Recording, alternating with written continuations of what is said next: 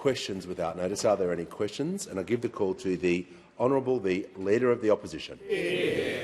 Prime Minister, how many service stations in Australia are currently out of fuel? The call to the Minister for Climate Change and Energy. Thanks very much, Mr Speaker. I might do it state by state, territory by territory. New South Wales, there are 187 with no diesel and 32 without any stock at all. That's down 19 on yesterday. That's out of a total of 2,417 service stations in New South Wales. Queensland figures remain 55 with no diesel and 35 with no regular unleaded. In Victoria, 134 with a lack of one or more grades. That's down 28 on the last report. South Australia, 49 out of 700. Western Australia remains 6 with a total stock out and 4 with no diesel out of 771 service stations. Tasmania, it remains, my advice, 1 with no diesel and 6 with no unleaded. Northern Territory, the advice remains the same, that there are no shortages as a result of fuel shortage. As I said yesterday, the Northern Territory is in the grip of a natural disaster, and of course there are impacts on service stations with access and roads. In the ACT, there is currently 1 service station with no diesel, but my advice is that the service stations with no diesel in the ACT are normally having that rectified in a matter of hours. Call to the Honourable Member for Jagga. Thank you, Speaker. My question is to the Prime Minister. With the ongoing war in the Middle East impacting supply chains and fuel security around the world, how is the Albanese Labor government taking action to support Australia's fuel security and supply? Call to the Honourable the Prime Minister. I thank the member for Jagga for her question and for the leading role that she's playing in policy development for the government going forward as well. What we are dealing with, of course, is global in nature and global in scale, as we heard from the President of the European Commission just yesterday. The war in the Middle East is seriously impacting supply chains and pushing up the cost of fuel right around the world. Here at home, those higher prices are putting Australians under pressure. We recognise that, and that's why we're taking action, setting up the Fuel Supply Task Force, releasing 20% of our national fuel reserves, changing petrol and diesel standards to get more fuel flowing. We've backed our oil refineries to keep making fuel on shore. We've made sure that all of the fuel that we make in Australia is used in Australia. We've empowered the ACCC to crack down on price gouging, and just today have introduced even stronger legislation. We've changed the Fair Work Act so truckies are paid fairly when prices spike. And through the National Cabinet, we're delivering a national response so that the states and territories can distribute fuel to where it's needed most, and so the Commonwealth can focus on supply. Working with our trading partners in Asia, we're working to get more fuel to Australia, which is part of our reciprocal relationships. And we're backing industry to deliver a future made in Australia as well, with more energy and manufacturing sovereignty, preparing us for the future. When the war began, we were better prepared for a shock like this. We had the highest reserves in 15 years, and will continue to act in the national interest, because our priority is delivering for all Australians, whether it be on fuel supply and security, whether it be on the cost of living, or whether it be on securing Australian industry and a stronger economy. We'll continue to work each and every day to continue to engage constructively with states and territories, but also with industry, including peak organisations, to make sure that we come through what is a very difficult period right around the world. Call to the Manager of Opposition Business. Thanks, Speaker. My question is to the Minister for Climate Change and Energy. This morning the Minister said, quote, "We have as much fuel in Australia today as we had the day that Iran was bombed," end quote. How many service stations have to be out of fuel before the Minister will use his powers to require mandated reporting of disruption and the immediate domestic redistribution of stock to where it is needed? Give the call to the Honourable the Minister for Climate Change and Energy. Well, thank you very much, Mr Speaker. I did make that comment because it's accurate. And that is the position the government has been communicating consistently to the Australian people, because that's the responsible thing to do, is to provide the facts to the Australian people, that the ships continue to arrive and that the refineries continue to work full pelt for Australians. Order. As we have said from the very beginning, that does not mean there aren't real shortages in rural Australia in particular, and that the supply chain has struggled when demand doubled. And that has always been the case. Now, Mr Speaker, the honourable member asked me why I won't use more information-gathering powers. It does strike me that to use those powers we would need to use the legislation that the Treasurer put through the Parliament that the member for Wannon and everyone else over there opposed, Mr Speaker. It reminds me of demanding that the House return to pass hate legislation and then voting against it, and then voting against other legislation demanding we use it, Mr Speaker. Has the minister concluded his answer? Yes. Order. The manager will resume his seat. Order. When the House comes to order, the member for Maranoa is interjecting too many times, so I'll be keeping an eye on him. The member for Robertson has the call. Thank you, Mr Speaker. And my question is to the Minister for Climate Change and Energy. How is the Albanese government acting to get more fuel flowing to where it's needed, and why is now a time for our representatives to act within the national interest? The call. Order. The member was heard in silence. The minister has the call. I thank my honourable friend for the question. I think it's his first question since returning from paternity leave, Mr Speaker. So welcome back and congratulations, Mr Speaker. Now, Mr Speaker, I'm very pleased to update the honourable member and the House. And I'll update the House primarily firstly on two things. As the House knows, we released 20% of our minimum stock obligation on the condition that it flows to rural and regional Australia. And we have struck agreements with each company that's impacted, and we have been in discussions with those companies and required them to provide real and quantifiable undertakings that it flow to regional Australia. I'm pleased to inform the House that overnight 2 more agreements were struck, and now 757 million litres is flowing to regional Australia, Mr Speaker, as a result of the release of the minimum stock obligation, Mr Speaker, with real obligations to supply regional states and territories across the country. That's what real action looks like. I'm also happy to inform the House, the Prime Minister's informed the House of his interactions, of the Foreign Minister's interactions, with my interactions with our foreign counterparts to ensure ongoing supply. And we know that because we only have 2 refineries operating in Australia, that we do rely on imports when it comes to liquid fuels. Now, that is the case because we did see the de-industrialisation of refining over previous years. I previously have informed the House that we were aware, out of the 81 expected ship arrivals over April, that we're aware of 6 cancellations. Mr Speaker, I do have an important update.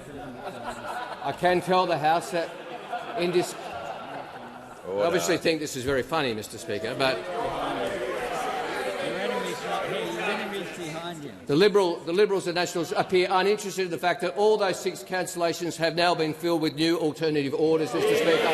All of them have now been replaced with alternative spot market orders from different locations, Mr Speaker. I'm also pleased to tell the House that industry has informed me this morning, in addition to replacing those 6 cancelled boats, they have been able to secure at least 3 more cargo deliveries for April and May for Australia, over and above the normal contracted deliveries, to ensure that we are dealing with this demand, Mr Speaker. This is good progress. Now, what these actions have in common is practical action, and practical action by government and industry working together. None of them suggested by the opposition, who haven't made a constructive suggestion all through. The only contribution of the Leader of the Opposition has been to mislead about exports. The only contribution of the member for Lindsay has been to mislead the House about a statement by the Premier of New South Wales yesterday. And the only contribution of the member for Wannon is to insult Pacific leaders, Mr Speaker. Order. The minister will pause. The manager of opposition business on a point of order. Oh, the deputy, the leader of the. Sure. The member for Canning. Sorry. There was nothing in the question about the opposition or risks or alternative approaches. So I just ask that you bring. I ask you bring the minister back to the question, unless he's done, which it sounds like he's done. You're done? You're done? Resume your seat. The order. The Minister for Social Services will cease interjecting. Order. The Leader of the Nationals in the House of Representatives will also cease interjecting. The Leader of the House. Thanks, Speaker. To the point of order, the final part of the question went specifically to representatives needing to act in the national interest, which is precisely the points regarding the opposition that the minister is now making. The minister is going to be asked about why is it required in the national interest. He's going to explain to the House why that is. That is almost an abuse of the point of order to the member for Canning. So, if this continues, I'll start what I did last week. If this continues of people jumping up because you don't like what's being said and it's not part of the standing orders, I won't take the point of order. So if this continues, I'm just giving fair warning to the House, like I did last time. If there's just frivolous points of order, they won't be taken. I like to be crystal clear with everyone how things roll here, and that will be the decision.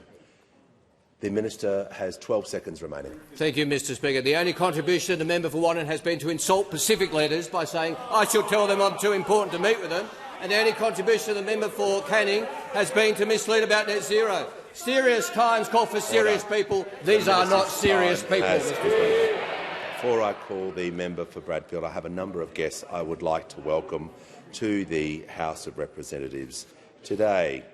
Firstly, I'd like to welcome Her Worship Ms Vare Calais Balthazar, the Mayor of Colombo, and I'm pleased to inform the House that we have a delegation of young music leaders who are here taking part in a launch hosted by the Push, a national plan for young Australians in music, the realisation of a 10-year vision shaped by extensive consultation with young people as guests of the Minister for the Arts. We also have a group of young Greek-Australian leaders from across the country who are here in Canberra as part of the Greek-Australian Society's inaugural Young Leaders. On behalf of the House, welcome to Question Time, as today is also Greek Independence Day. Hero na pola. And I'm pleased to inform in the House today we have a delegation from the Sydney Swans, including coaches, management and current players Braden Campbell and Chloe Malloy, in a sea of red in the gallery. Welcome to Question Time. I'll give the call to the honourable member for Bradfield. Thank you, Mr Speaker. My question is for the Prime Minister. Australia led the world with cigarette plain packaging laws. We also led the world with the social media ban. But Australia is also the world leader in gambling harm, with the highest per capita gambling losses in the world. Plain packaging, the social media ban, Labor governments have shown us that they can get these hard but important things done. Prime Minister, gambling harm is killing people. When will you finally take real action and keep Australians safe? The call to the Prime Minister. I thank the member for Bradfield for her question, and I acknowledge as part of that question her acknowledgement, her welcome acknowledgement, that it is always Labor governments that do the big things, that do the big reforms, that change the country for the better. And that is what we do, Mr Speaker. That is what we do. And I thank the member for Bradfield for acknowledging that. Now, when it comes to gambling, we've done more than any other government to tackle online gambling harms. Can I move a point of order, Mr Speaker? Order. I'd like the House to return to order. Prime Minister. We're continuing to consult with stakeholders on this important issue because we know that there's more needs to be done. We're focused on addressing three key priorities when it comes to gambling. The first is minimising children's exposure to wagering advertising. The second is breaking the connection between wagering and sport.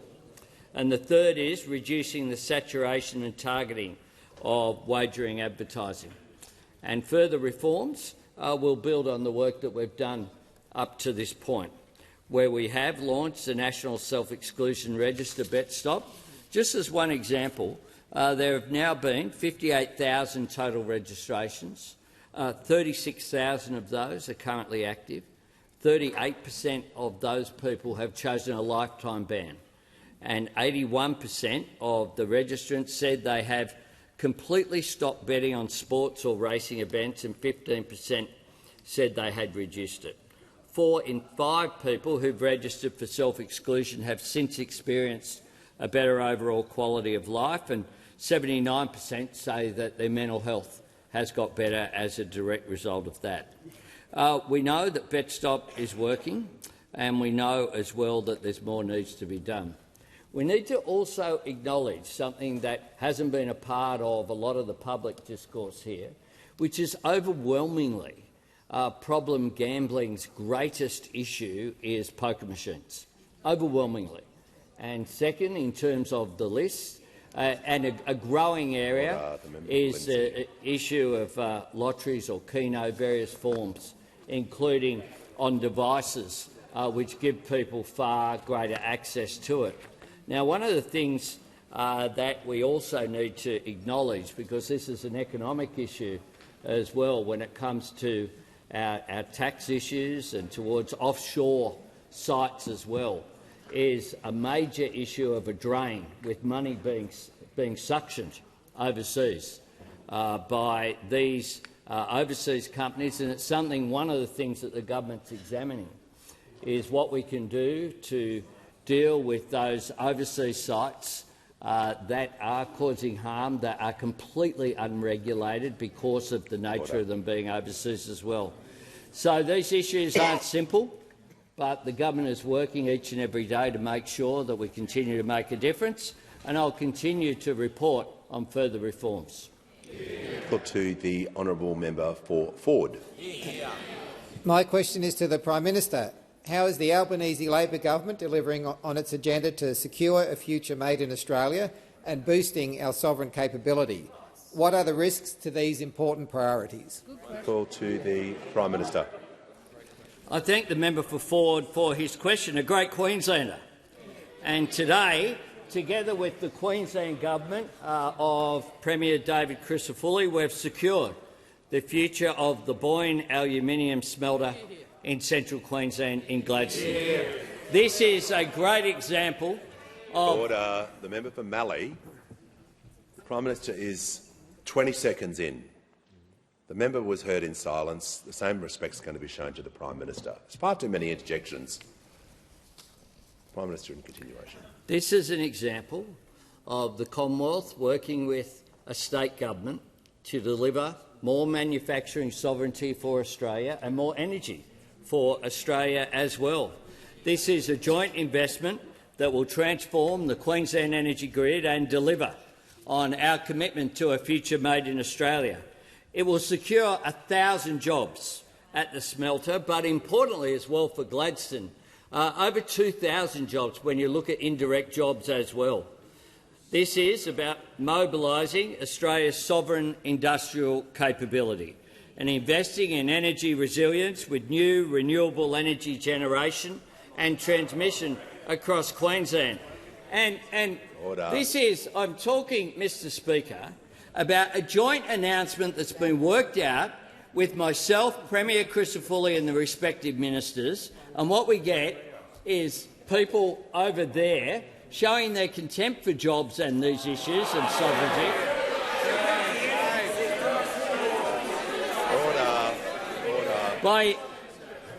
Through their interjections and through their response there, Mr Speaker.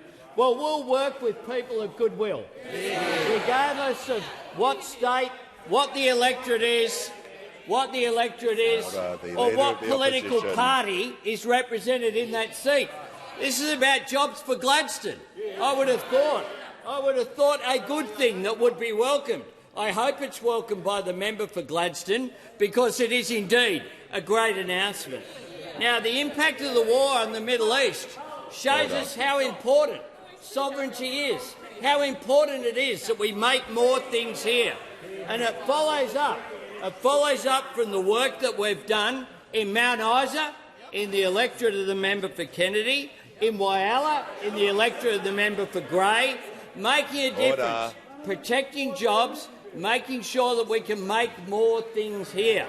That is so important. We're delivering a future made in Australia and securing sovereign capability. Those opposite who object to this reform and this investment, jointly 50-50, from the Queensland LNP and the federal Labor government, they show they only have two settings, Mr Speaker. Order. Talking Australia down and tearing each other down. And now Order. not satisfied with attacking us, now they're attacking the Crisafulli government as well.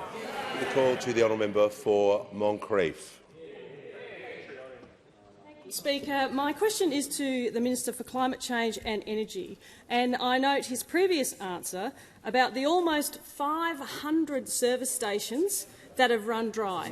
This morning, Queensland Premier David Crisafulli said, quote, "All we're after is a national plan to make sure that there's visibility of where fuel is flowing, because it's a crisis and it does need action." When will the minister take action to ensure fuel gets to where it's needed?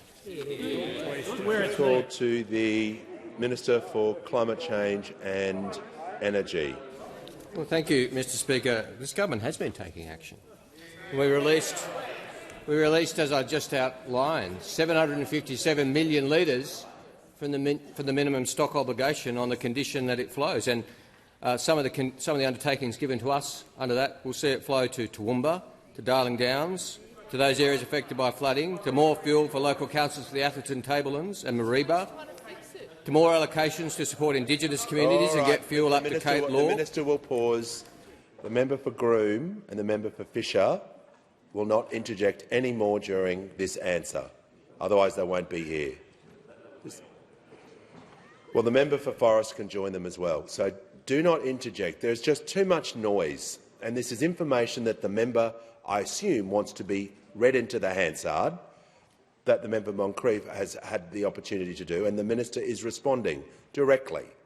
So everyone just calm down and just listen to the minister without this incessant interjecting for no reason at all.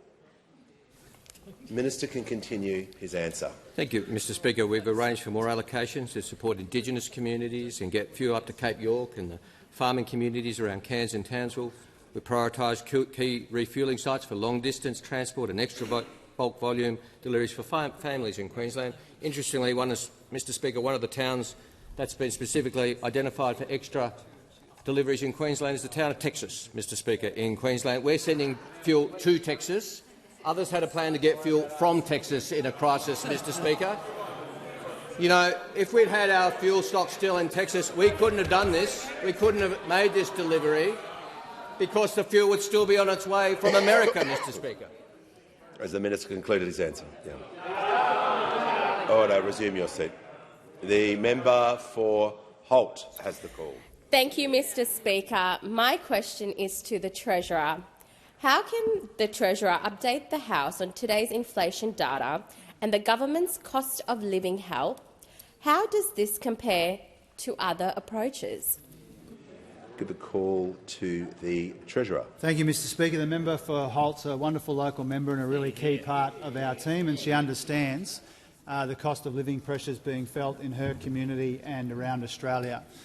Today we got the new inflation numbers for February, and what those numbers showed is that inflation eased a little bit in February, still higher than we would like, but we also understand that the conflict in the Middle East will push that inflation higher and for longer. It is pleasing to see inflation came off a little bit in February, but we know that there are a lot of challenges in the global economy and in our own economy, and that's the government's focus. Headline inflation was flat in the month. It was down to 3.7 through the year. Underlying inflation 3.3% through the year. This reflects a mix of temporary factors like the end of the energy rebates and also some more persistent factors as well. Treasury estimates that around three-quarters of the increase in inflation since the middle of last year reflects temporary factors, Mr Speaker. Now, with Australians still under pressure despite this welcome easing of inflation in our economy in February, it's really more important than ever that we do the work that we're doing to get more fuel supply, to make sure the ACCC has the powers to police the suppliers and the retailers. We engage with industry to get fuel where it's needed. We engage with our international partners in ways described by the Energy Minister a moment ago to make sure that we're doing whatever we can to ensure that Australians who are under pressure at the petrol pump are getting supported by this government. It's also why it's so important we're managing the budget responsibly, a couple of surpluses, getting the Liberal debt down, banking upward revisions to revenue, a budget which is $233 billion stronger since we came to office, Mr Speaker. These numbers are also a reminder of why our cost of living help is so important. Cheaper medicines, more bulk billing, student debt relief and the like, but especially when it comes to the tax cuts, Mr Speaker, that will be rolling out in our economy in July and then the July after. Our 3 tax cuts together mean an average worker gets about an extra $50 a week to help with the cost of living. And this is especially important today, Mr Speaker, because today is the 1-year anniversary of the 2025 budget. And that means it's the 1-year anniversary of the member for Hume standing up after the budget and saying he opposes our tax cuts, Mr Speaker.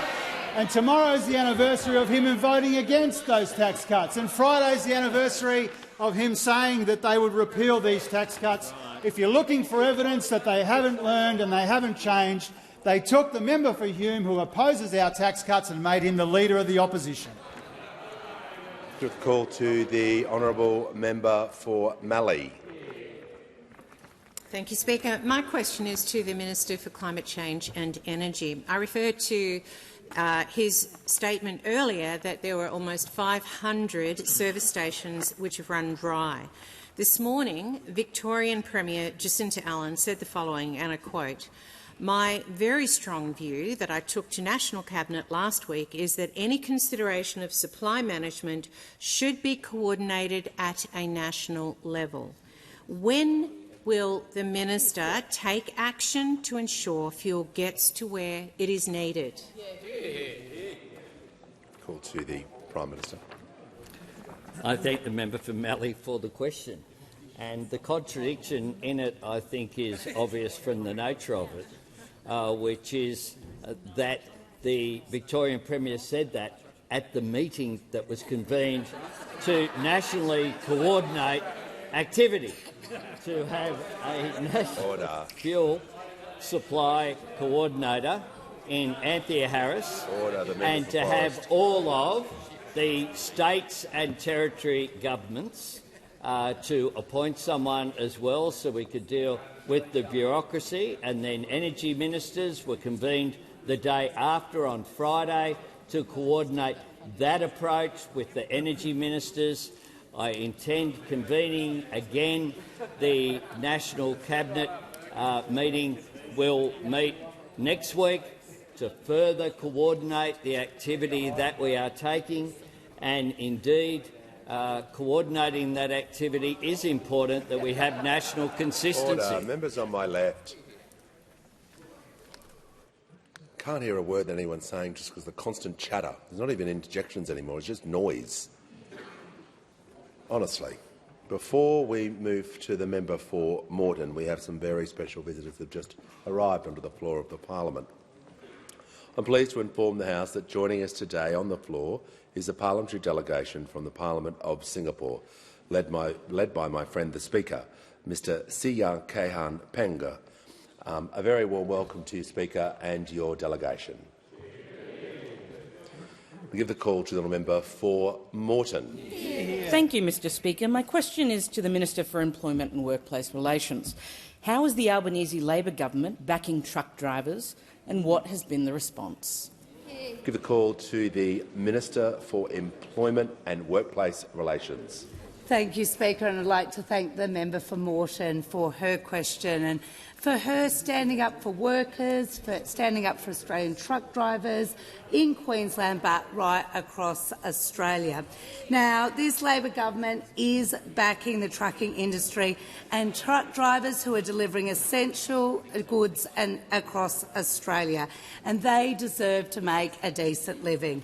In recognition of this, the government has given the Fair Work Commission the ability to issue contract chain orders and set fair minimum standards across the road transport supply chain, ensuring that truckies in our country get a fair go. Under the current legislation, the Fair Work Commission must consult when setting contract chain orders for a minimum of 6 months. This government recognises, with the ongoing war in the Middle East resulting in volatile fuel prices, the Commission needs the power to respond more quickly to contract chain order applications to ensure that trucking companies and owner-operators are not left to absorb the costs on their own. In good news for the industry, this government has taken swift and decisive action to do exactly this. Yesterday, we announced that we'll be introducing an amendment to the Fair Work Act to establish an urgent pathway for truckies to argue for their fair share at the Commission. Now, Mr Speaker, I'm asked about the response to our announcement and our action has been. Well, there has been broad support right across the transport industry for our action. The President of the National Road Freighters Association, Glyn Castanelli, said the government's announcement couldn't come soon enough and noted, "We've got to protect truckies, and that is what this will do." The Australian Truckie Association also strongly supported our action, saying the ATA stands today with the government, with the union, with our employers and with our small operators in support of this announcement. And further, the ATA committed we will do anything to speed this amendment through the parliament, and we thank them for their assistance. The Transport Workers Union said of the importance of this legislation that the government is taking decisive action. And I'm pleased to say that we even had positive comments in the Courier Mail editorial today, which said that these changes are good news for truckies. This Labor government is standing up for our truckies and our road transport industry, ensuring it's reliable and viable, resilient into the future.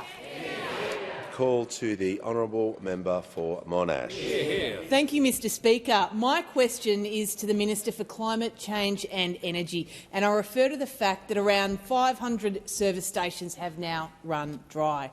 This morning, Premier Chris Minns said, and I quote, there was a willingness from the states to say to the Commonwealth, look, we need to make sure that if there's going to be demand management measures that are put in place, they need to be done on a national level.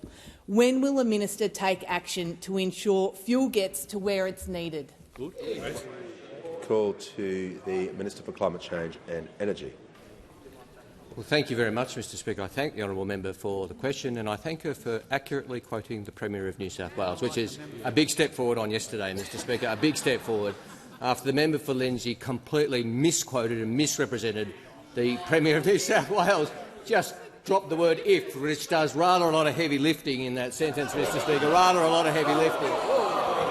Order. The minister will pause. The member for Lindsay is entitled to take a point of order. It is on relevance. This isn't the first time that the minister has done this personally towards me, and it is not about the opposition. No. Resume. No. I'll take action on this. No. I warned everyone before.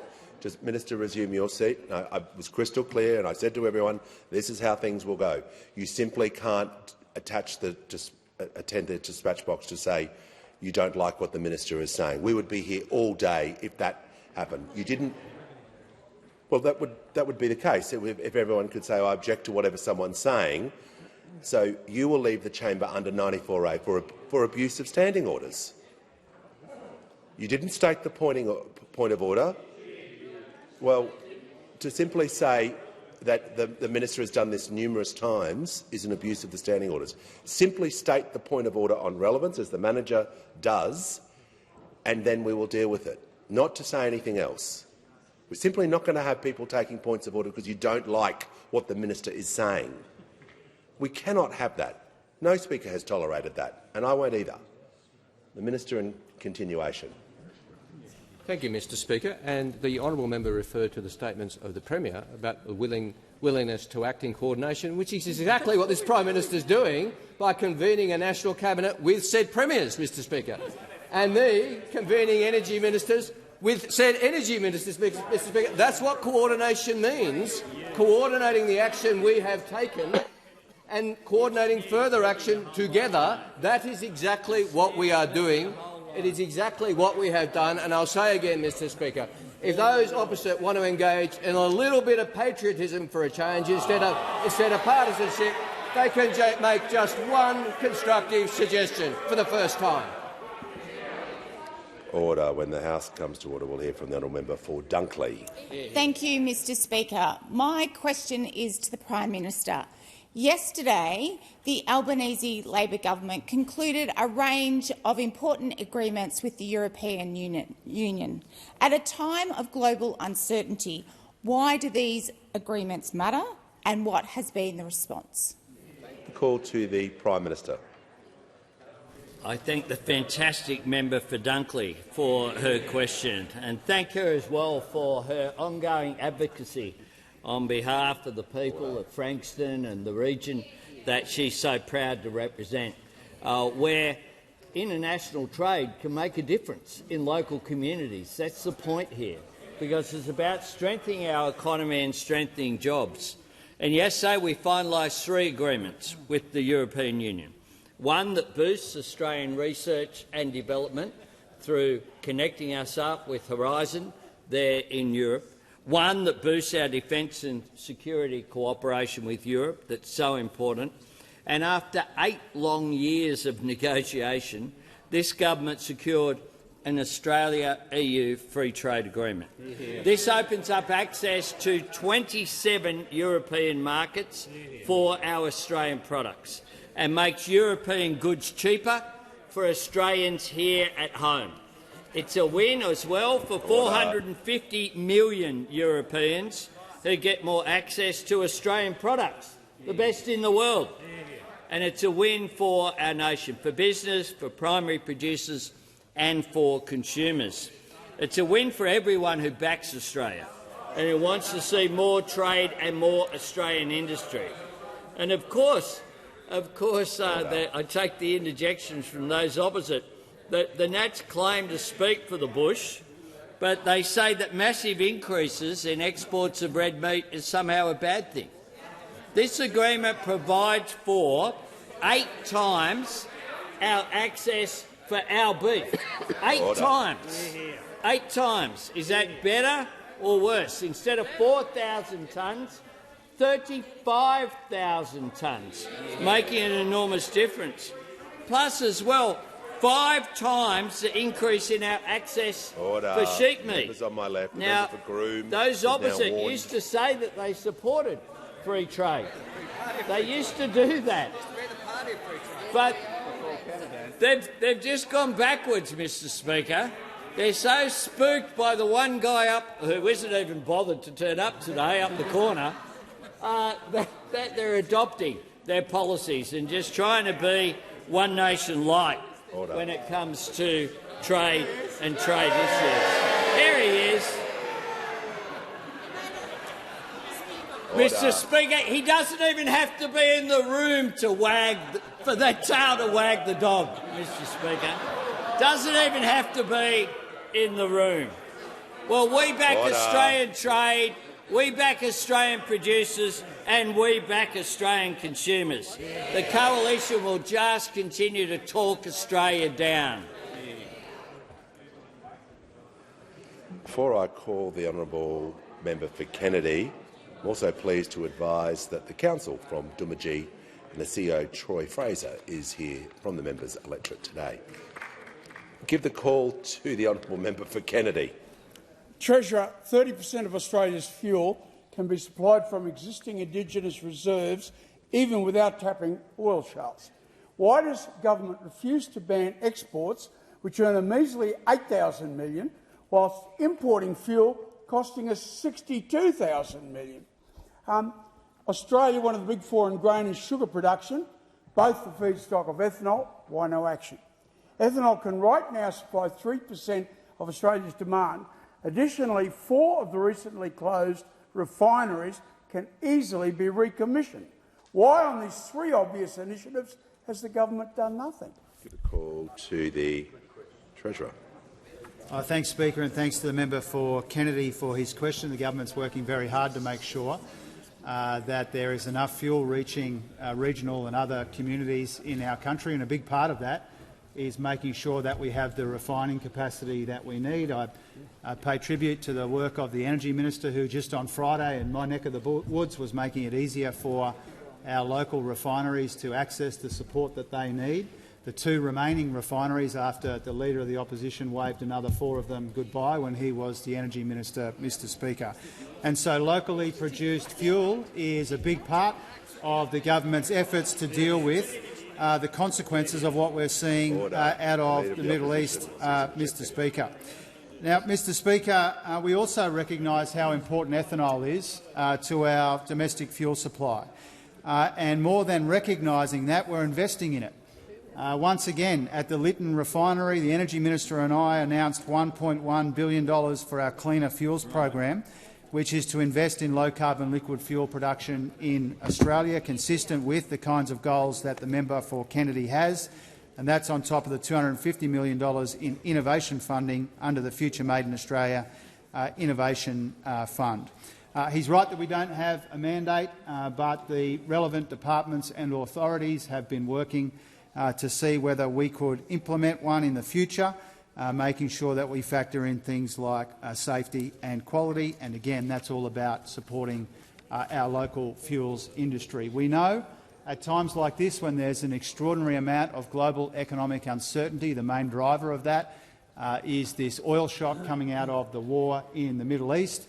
We're working on a whole range of fronts to address those challenges, and a big part of that, the efforts that we're all putting into our domestic industry. The call to the honourable member for Spence. Thank you, Mr Speaker. My question is for the Minister for Health. How is the Albanese Labor government making it easier for Australians to see a GP for free?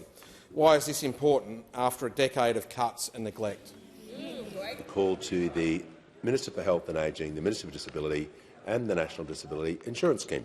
Thank you, Speaker. My friend and colleague, the member for Spence, is a terrific representative of Adelaide's northern suburbs. A lot of people do it tough in Adelaide's north, but it is an amazing community. It gave us Holden cars and Jimmy Barnes and so much else.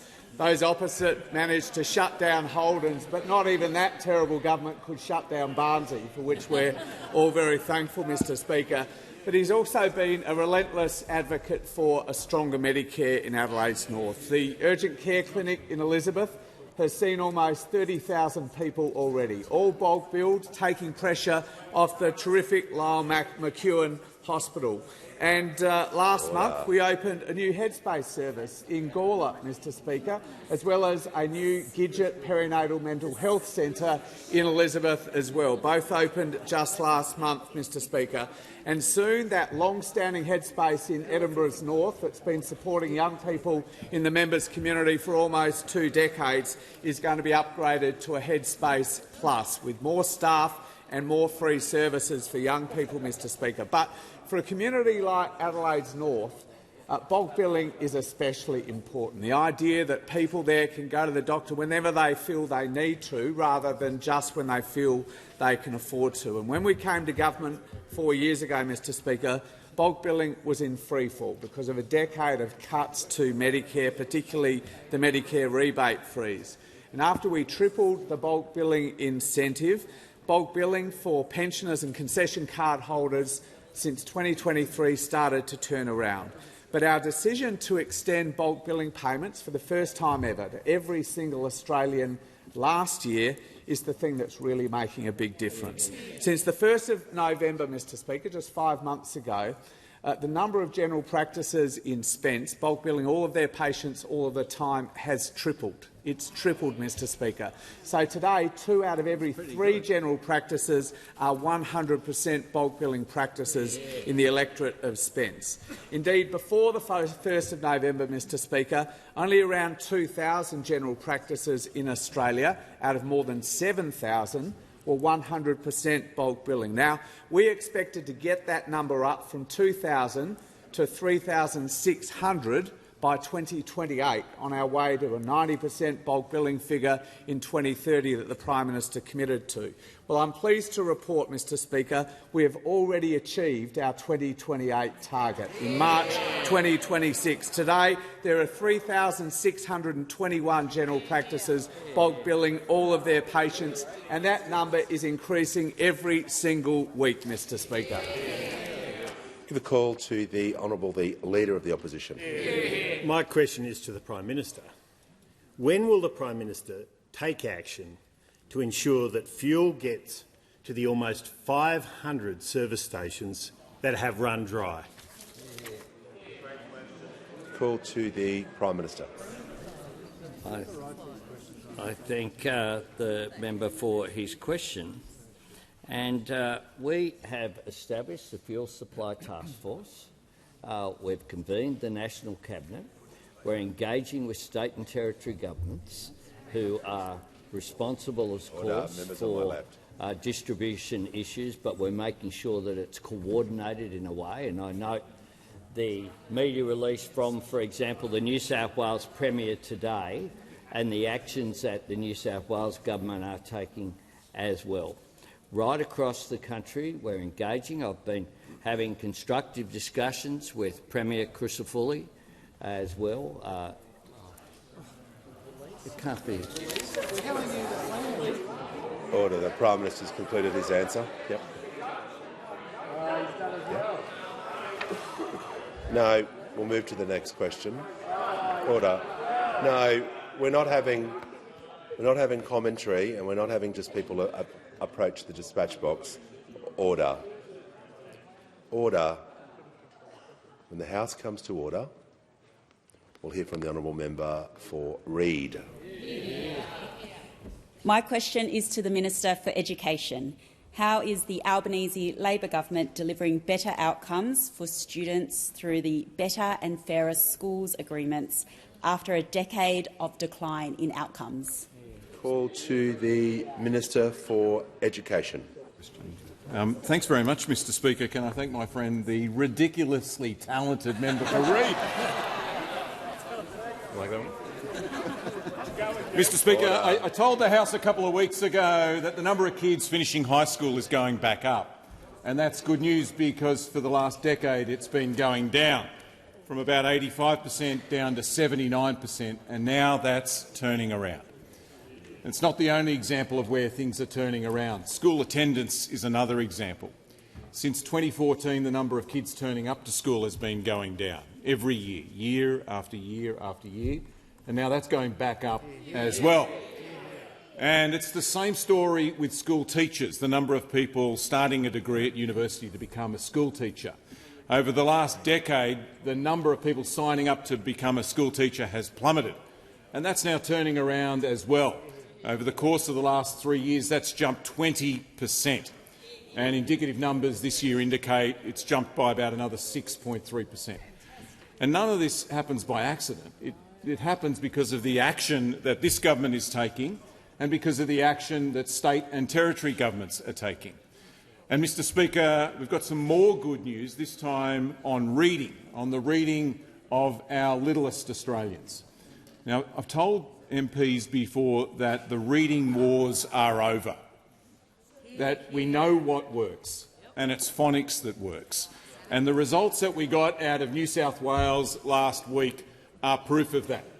For the last few years, they've been teaching kids to read with phonics, and they've been doing something called a phonics check. Now, 3 years ago, 1 in 2 children in New South Wales, according to the phonics check, were on track with their reading. Last year, that jumped to 2/3 in just 3 years, from 1 in 2 to 2/3 in 3 years. And at 5 Dock Primary School, in the member for Reid's electorate, it's even more incredible. 3 years ago, it was 1 in 2. It was 50% of kids were on track with their reading.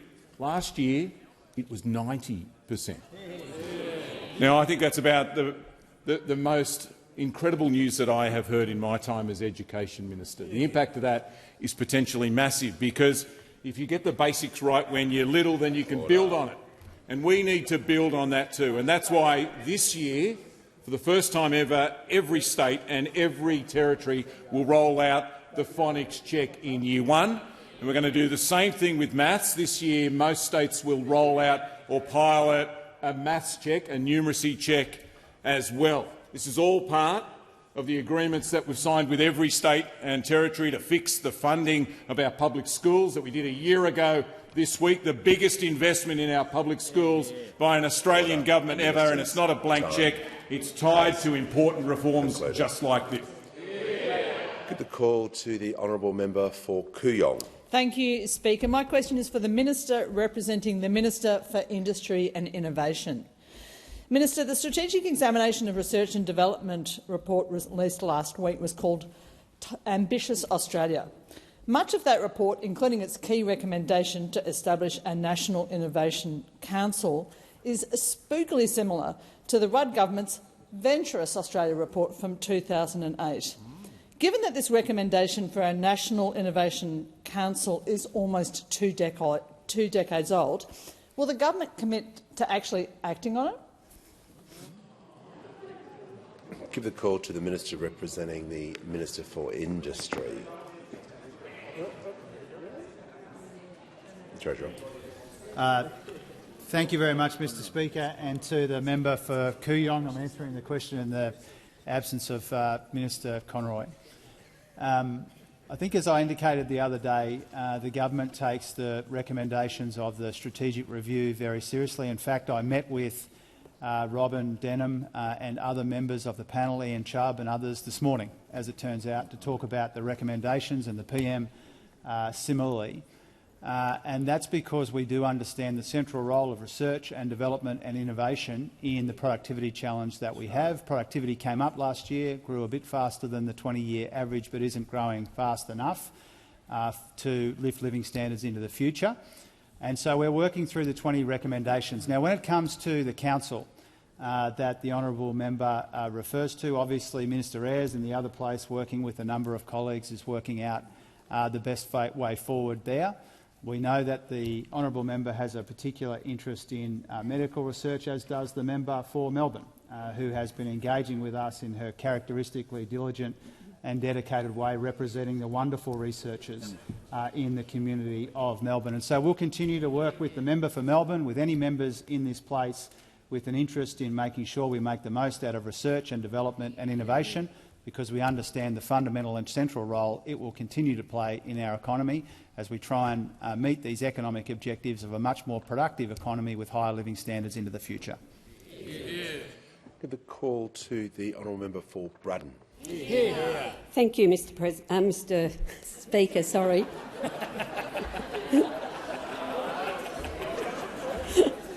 I didn't quite get there, so my question is to the Minister for Veteran Affairs and Defence Personnel. How is the Albanese government delivering support for veterans to access free advocacy services, and why is this so important? Minister for Veterans Affairs and the Minister for Defence Personnel. Well, thank you, Mr Speaker. I want to thank the member for Braddon for her question. I've had the great opportunity of visiting many veteran services in her electorate with her, including the Burnell hub, which we were able to open during the last term of the Albanese government. And of course, the Albanese government from day one has been focused on delivery for our veteran community. Our significant investments in the Department of Veterans Affairs have improved claim processing. We are now determining more claims than ever, and we're improving support reaching our veterans and the families of veterans. But we've also seen an increase in unscrupulous commercial veteran advocates taking advantage of our veterans. We heard in a recent Senate inquiry the urgent need to increase the capacity and the capability of free-to-the-veteran advocacy services, because in some cases we saw commercial advocates had been charging commissions as high as 29% of a veteran's statutory compensation payment, or charging contract break fees in excess of $27,000. And of course that means we as a government are taking action.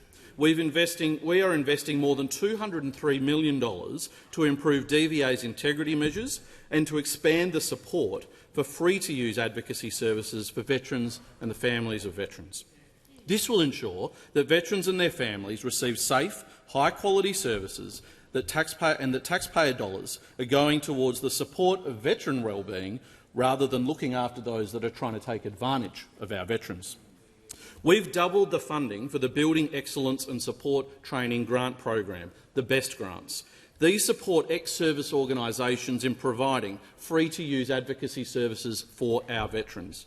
We're also providing greater funding security for those ex-service organisations so that they can employ and provide training to their advocates that are free to use for a veteran, to support them by making these grants instead of just for 1 year but for 3 years. These changes address Recommendation 99 of the Royal Commission into Defence and Veteran Suicide.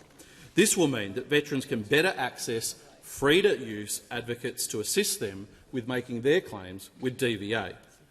This is all part of how the Albanese government is committed to delivering the care, services and supports that our veteran community not only needs, but it deserves. And it stands in stark contrast to the division that we see from the Liberals and the Nationals opposite. With a call to the member for Page. Thank you, Speaker. My question is to the Minister for Aged Care. In my electorate of Page, community transport providers are warning that without urgent fuel cost support, they will have to reduce services to more than 2,000 vulnerable people. What is the Minister's plan to ensure recent rising fuel costs do not result in the loss of these essential services? Call to the Minister for Aged Care and the Minister for Seniors. Thank you, Mr Speaker. I thank the member for his question. I acknowledge that there are providers all across Australia and communities in all of our communities who are providing these very important services to older people. Transport is obviously a critical part of the public service that's provided under the Commonwealth Home Support Program. I assume it's that program that the services that the member is referring to pertain to. As the Minister for Climate Change and Energy has confirmed, Australia is fuel secure. Petrol companies have advised us that fuel stocks continue to arrive on time and in the quantities expected. Now, we continue to closely monitor the impact of prices on aged care providers. And of course, providers can seek support through existing aged care business and viability supports offered by my department, and we will stand ready to provide those supports through the Market Adjustment Program, through dedicated First Nations support programs or our business and workforce advisory services. We're not experiencing a fuel shortage. What we're seeing is localised disruption caused by significant spikes in demand. Has the Minister concluded his answer? Has the Minister concluded his answer? No. The Manager on a point of order. Yeah, thanks, Speaker, and it goes to relevance. It's regarding the cost of fuel, and 2,000 services will be cancelled unless you can deal with the cost. So if you could come to the cost, please. The question was, what is the plan to ensure that services won't be reduced? Order. Just dealing with the point of order which the Manager was entitled to do. He was asked, as I understand, specifically what is the Minister's plan to ensure that services won't be reduced in relation to the issue. So he is being directly relevant to the point that he was asked about, and he's referring to the services. So just making sure that he's being directly relevant, the Minister may continue. Yeah, I'm not sure if the member couldn't hear. I'll repeat myself. We stand ready to support aged care businesses through our viability supports offered by the department. We've got a market adjustment program. We've got dedicated First Nations support programs. We've got our business and workforce advisory services. We'll continue to support these wonderful providers who look after older people across our communities every single day. We've had no interruption to services, but we'll continue to monitor and support them as needed. Call to the Honourable. When the House comes to order, member for Durack. We'll hear from the Honourable Member for Bonner. Yeah. Thank you, Speaker. My question is to the Minister for Housing, Homelessness and Cities. How is the Albanese Labor government tackling the housing challenges facing the country? What other approaches are there? A call to the Minister for Housing, the Minister for Homelessness and the Minister for Cities. Thank you so much, Speaker. And what a pleasure to get this question from the wonderful member for Bonner. She is so passionate about housing, Speaker, and particularly about making sure that we have proper supports in place for women and children fleeing family violence. It's been an absolute pleasure to work with her in the time that she's been in the parliament. Speaker, our national housing challenge is affecting the lives of many people around our country. Australians are doing everything right, Speaker. They're saving up, they're planning for the future, they're thinking in advance, and yet they still reach a point, often much later in their life than we would like, where they're not able to get that foothold in the housing market that they deserve. Now, Speaker, it is for those families that our government has built the boldest and most ambitious agenda a Commonwealth government has had on housing since the post-war period. We have got a long way to go on this, Speaker, but by God are we making progress. 570,000 homes built since we came to office, 6,000 social and affordable homes completed, 24,000 in planning or construction today. Every single renter in our country has improved rental standards because of the leadership of our Prime Minister. We've got hundreds of thousands of Australians out of renting and into their first home. And, Speaker, we're seeing approvals turn a corner, up 7% on year. Now, Speaker, I'm asked about alternative approaches, and opposite us sit three right-wing parties, the Liberals, the Nationals and One Nation. Now, they say that they have differences, Speaker, but I can tell you what, when it comes to housing, they look all the same to me. They say that they care. All right. They say they care about supply. We're not just having a free-for-all, no matter what time the question is. The member for Page is warned, won't say one more word for the remainder of this answer, or he won't be here to hear the remainder of the answer. The minister deserves the courtesy of being heard in silence. Thank you so much, Speaker. They say, these three parties, that they care. They say they care about supply. They say they care about supporting first home buyers. But when it actually comes time to act, what do, Speaker? They say no. They say no to 30,000 social and affordable homes under the Housing Australia Future Fund. They say no to unlocking 80,000 homes through our build-to-rent changes. They say no to helping more Australians get pathways into home ownership. So let's be clear about what the approach of the right-wing parties would do for housing in this country, Speaker. Build fewer homes, make housing more expensive and make home ownership further away for the people of our great country. Order. Now, Speaker, they love to give us all a bit of lip in the chamber, but I want to remind them that politics is not about all the politicking that you come in here to do. It's not about all the leadership ructions that you get up to. It's not about One Nation laying landmines. It's about doing the gritty hard work of making a difference. And there's only one political party in this parliament that's doing that on housing, and that is the Australian Labor Party. Give the call to the honourable member for Kennedy. Minister for Health, recent data shows 72 deaths in the Cape Straits and Gulf in 4 years attributable to diabetes. Diabetes, inter alia, results from poor nutrition. Post-Country Party, subsequent Labor and Liberal governments abolished the missionary market gardens, banned the islanders' ubiquitous backyard fruit and vegetable gardens, and in an initiative the Nazis would be proud of, the government took away islanders' staple diet, seafood. Will you act immediately to stop what some people describe even tantamount to genocide? Just remind the member for Kennedy to be careful with his language and how he describes things and situations. The Minister for Health, the Minister for the NDIS and Disability has the call. Thank you, Speaker.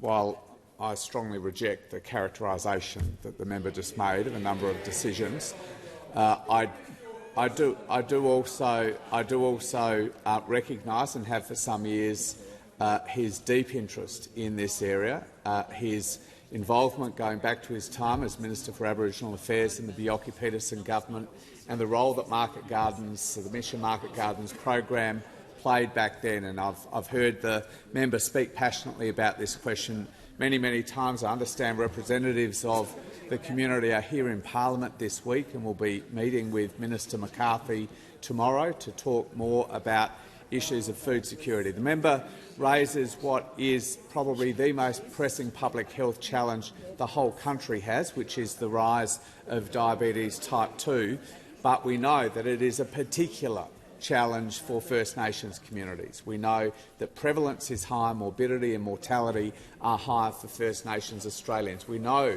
that treatment of advanced diabetes takes too many First Nations Australians off-country for dialysis treatment, which is why we're seeking to build renal services in remote communities so people can receive that dialysis on country. But really, the member raises the more important question is about how we prevent people going into diabetes in the first place.